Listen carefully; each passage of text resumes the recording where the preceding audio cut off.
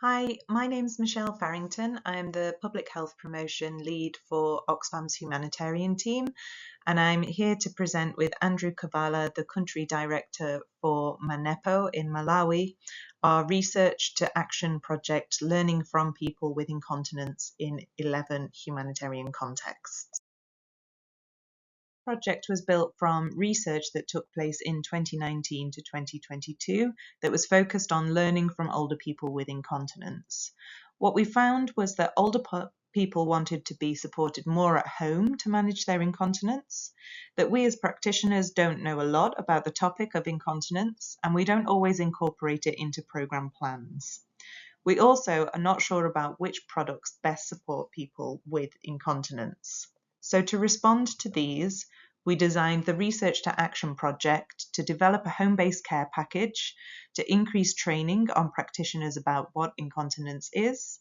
We looked to develop survey questions that can build an evidence base to plan programs, and we looked to test different products to see if there are any that should be recommended over others. The project took place across 10 different contexts, with a range of different activities happening in each. The home-based care package was developed in Malawi, and I'm now going to hand over to Andrew to talk us through that aspect of the project. So the first thing is, what is this home-based care package? So this is an innovative initiative designed to support older individuals and their caregivers in managing incontinence during humanitarian crisis. And the home-based care package offers practical solutions for incontinence management at the household level, along with the specialized training programs for caregivers to ensure dignified and effective care. So beyond the provision of resources, the package also addresses psychological barriers and the stigma, promoting advocacy and inclusion for older individuals in humanitarian responses. So the development process built upon key findings of a study on incontinence that was done in 2021 by Oxfam Globe, HelpAge International, and MANEPO. And the study highlighted significant gaps in addressing incontinence in humanitarian settings.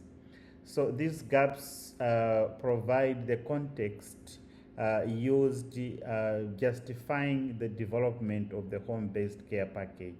And the gaps are: one, limited data on incontinence-related needs within emergency response frameworks; lack of awareness and training among WASH and health practitioners on incontinence management; and finally, psychological and social burdens experienced by older individuals and caregivers due to stigma and inadequate support. Now I'll go to the methodology that was used for developing the home-based care package.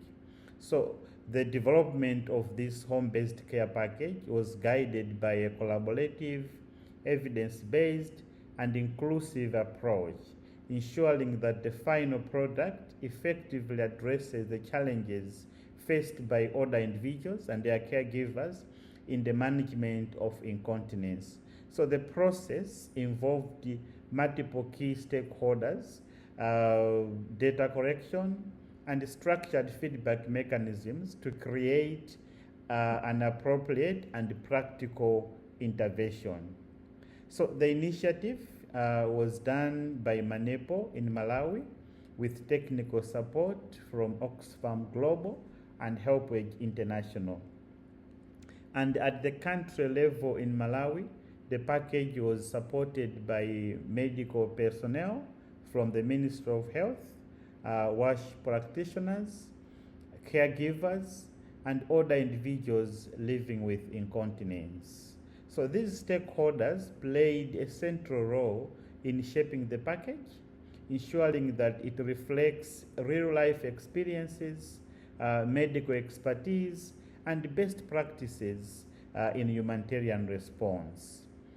we formed the various committees, like we had the National Steering Committee, comprising the WASH practitioners, the medical personnel, and other key players, and these had to do with reviewing and refining research tools, and also offering expert insights at every stage. But we had also formed a community steering group, and this comprised older individuals living with incontinence and their caregivers, and they were fully involved in the creation of the home-based care package. So the core principle of the methodology was participation and co-creation, ensuring that older people and their caregivers are directly involved in shaping the package. And the key elements of this approach included, as already said, engaging older persons, caregivers, humanitarian practitioners through focus groups and in-depth interviews, and the continuous refining of the data collection tools based on the user feedback, and at the same time also training WASH, health and protection practitioners to integrate incontinence management into emergency response interventions. So by embedding these participatory and evidence-based practices, the home-based care package ensures that it is well equipped to address unique needs faced by older individuals in the management of incontinence. So, having given you the methodology, let me conclude by looking at the two recommendations. The first one is on the validation. So, the home-based care package needs to be constantly validated based on geographical locations, and also ensuring its usability across diverse humanitarian settings. On capacity building, it is always strategic to ensure that there are deliberate efforts to provide refresher trainings to health and WASH practitioners to integrate incontinence management into emergency interventions. And finally, something on policy.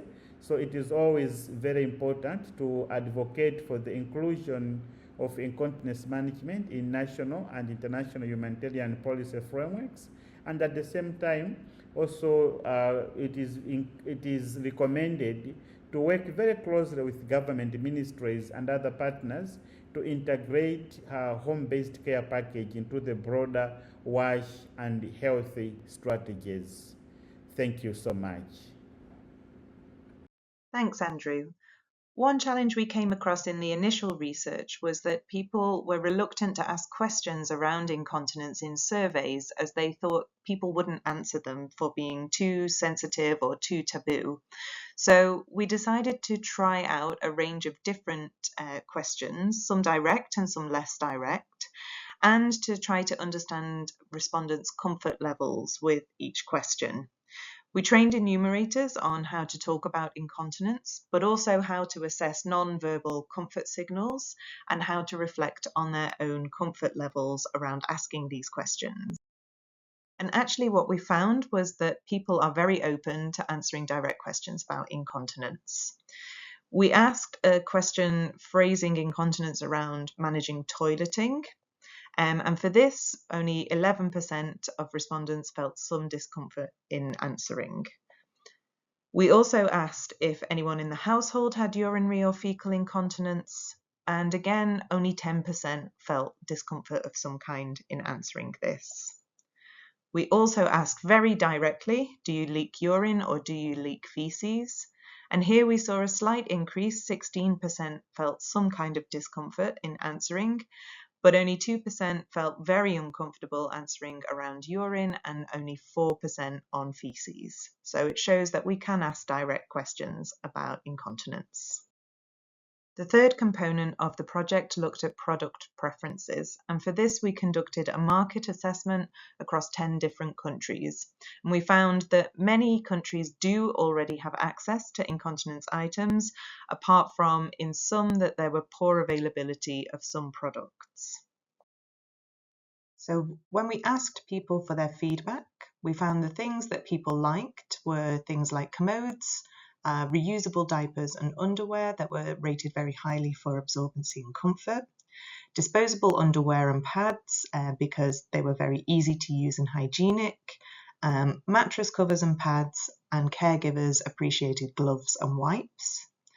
However, things that people didn't like were when products were ill-fitting, when they weren't discreet and could be seen under clothing. They didn't like leaks when products were the wrong size or used for too long, indicating issues with the number of products that were distributed, and not replenishing products. So consumables such as soap and disinfectants needed to be regularly topped up. Our recommendations coming from this was that if you need to preposition or distribute items on a kind of larger scale, things like commodes, reusable absorbent pads for underwear, and mattress protectors were rated highly across all contexts. But, and it's a big but, there was really too much variability to say that only one thing works or there's only one particular type of incontinence kit. And distribution of these items as well also did not replace the need for additional support for the user. And it really didn't replace good wash as well. Many people told us they preferred using the commodes to actually using the latrines available, which is a very worrying sign. One thing we did find was that we need innovation in the incontinence product market to try and find new types of reusable items that are suitable in challenging areas, particularly those with water scarcity. The fourth component of our project was looking at increasing the number of humanitarian practitioners that had knowledge on incontinence. And to do this, we developed in collaboration with others a one-day interactive training package, which we then rolled out across 10 different contexts.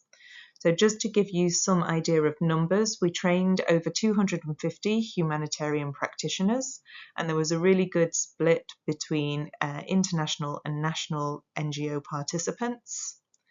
90% of those improved their knowledge about incontinence by the end of the training, and we also developed 10 action plans that can be used within each country to further the activities that they plan to do around incontinence.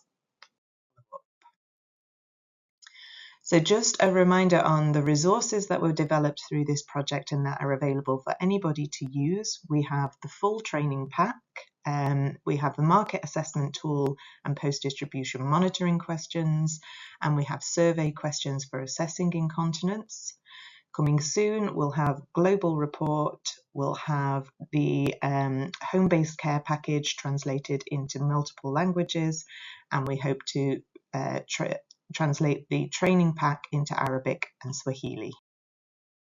Thank you very much.